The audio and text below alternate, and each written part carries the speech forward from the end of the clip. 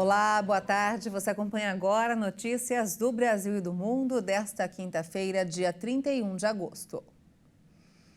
O ex-presidente Jair Bolsonaro e seus aliados mais próximos também ficaram em silêncio hoje em depoimento à Polícia Federal. A ex-primeira-dama Michele Bolsonaro, defendida pelos mesmos advogados do marido, também usou do direito ao silêncio. O ex-assessor de Bolsonaro, Marcelo Câmara, e o ex-secretário de Comunicação, Fábio Van Garten, também permaneceram em silêncio.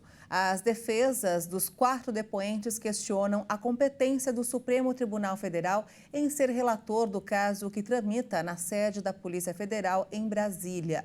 Os advogados querem que o caso seja remetido para a 6ª Vara da Justiça Federal em Guarulhos, em São Paulo. O novo arcabouço fiscal foi sancionado com vetos pelo presidente Lula. A lei substitui o teto de gastos e cria metas para equilibrar as contas públicas. Trechos vetados estão relacionados à Lei de Responsabilidade Fiscal. A medida foi publicada em edição do Diário Oficial da União desta quinta-feira. O presidente Lula vetou 2 trechos do novo arcabouço fiscal. O primeiro é uma das regras que determina que as despesas de investimentos do Poder Executivo poderiam ser reduzidas até a mesma proporção da limitação incidente sobre o conjunto das demais despesas discriminatórias. O governo justificou que essa regra ampliaria a rigidez dos processos de gestão orçamentária, com mais impacto potencial sobre despesas essenciais da União. O outro veto atinge a mudança prévia que a Lei de Diretrizes Orçamentárias não poderia dispor sobre a exclusão de quaisquer despesas primárias da apuração da meta e resultado primário dos orçamentos fiscal e da Seguridade Social. Segundo o governo, a sanção deste trecho iria reduzir a eficiência econômica na gestão fiscal. A nova lei que substitui o teto de gastos foi aprovada definitivamente pela Câmara dos Deputados no dia 22 de agosto. O novo arcabouço fiscal era considerado prioritário para a equipe econômica do governo. A lei cria a meta para equilibrar as contas públicas.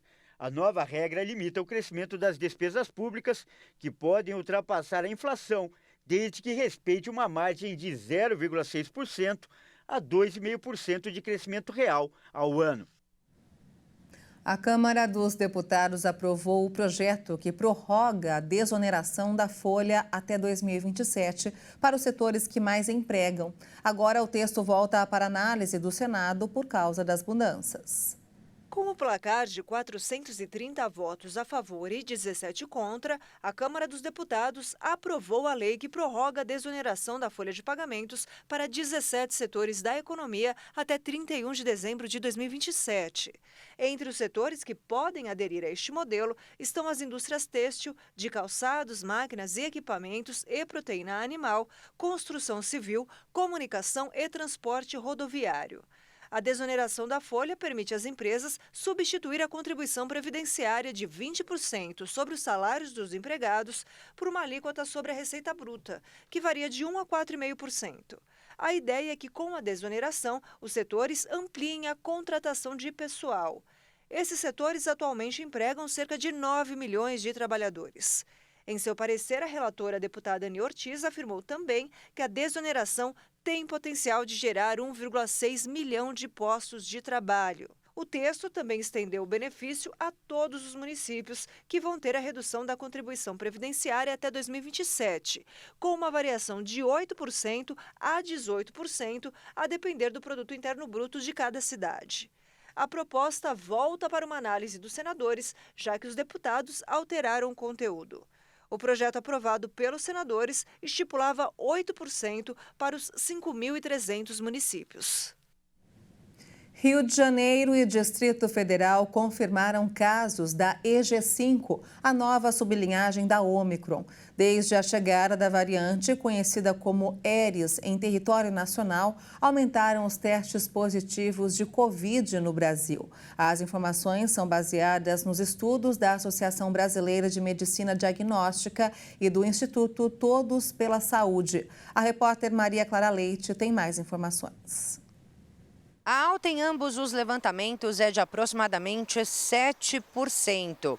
Segundo o Instituto Todos pela Saúde, os percentuais mais elevados são observados em pessoas com idades entre 49 e 59 anos e também aquelas que têm 80 ou mais, com cerca de 20% de aumento nessas faixas etárias.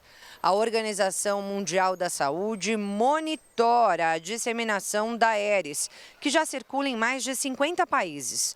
Apesar de mais transmissível, a subvariante da Ômicron não está associada a casos mais graves ou mortes pela doença.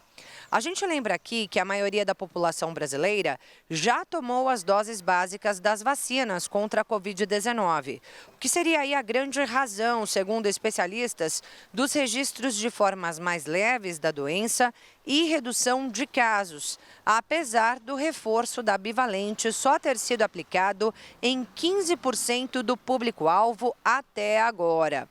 Para que seja possível continuar contendo a doença, atenção às recomendações da especialista. O aumento de número de casos que a gente vem observando e algumas hospitalizações estão sendo observados em pessoas que não receberam a vacina bivalente ou que já tomaram a vacina da Covid há muito tempo atrás. O que sabemos, e de acordo com o Ministério da Saúde, é que a vacina bivalente contra a Covid-19 confere proteção contra as formas graves e contra essas novas variantes. Então, as pessoas que não tomaram a vacina bivalente contra a Covid ou que já tomaram há muito tempo precisam ser vacinadas. Como a gente sabe, a vacina da Pfizer e da Moderna, elas estão sendo já produzidas e devem dar cobertura para essas novas variantes. Lembrando que esse processo pode demorar de cerca de 4 a 6 meses.